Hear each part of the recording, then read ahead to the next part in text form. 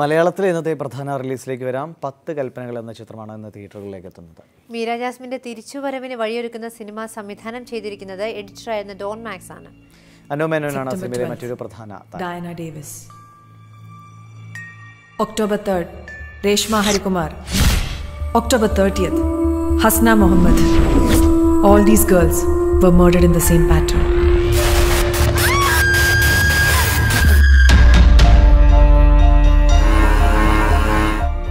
ഓരോ ക്രൈം സീനിലും കുറ്റവാളി ഉപേക്ഷിച്ചു പോകുന്ന കുറെ കടങ്കഥകളുണ്ട്.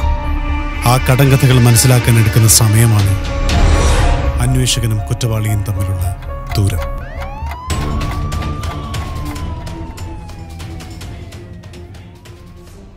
ഇനി 10 കൽപ്പനകളിലെ നായിക മീര ജാസ്മിൻ എന്ത് പറയുന്നു നോക്കാം.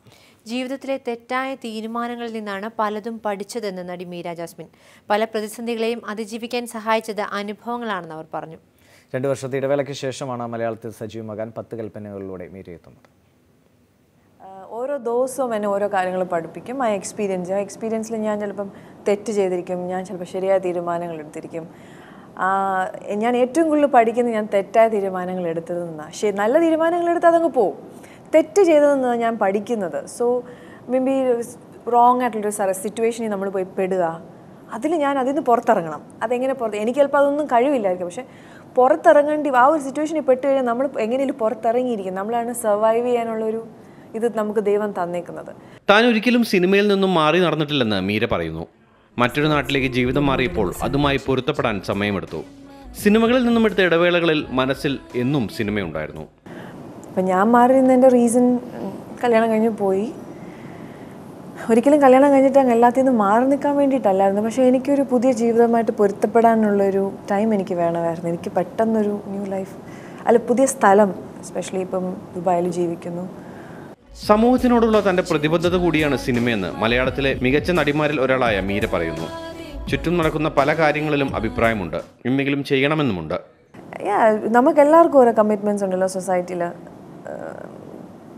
ഡെഫിനറ്റ്ലി നമ്മുടെ സൊസൈറ്റിയിൽ നടക്കുന്ന വാട്ട് ക്രൈമോ അല്ലെങ്കിൽ ഇപ്പം സ്ത്രീകൾക്കെതിരെ നടക്കുന്ന സംഭവങ്ങൾക്കൊക്കെ ആസ് എ ലേഡി, സ്ത്രീ എന്നുള്ള രീതിയിൽ ഡെഫിനറ്റ്ലി ഞാൻ വോയിസ് ഉയർത്തണം.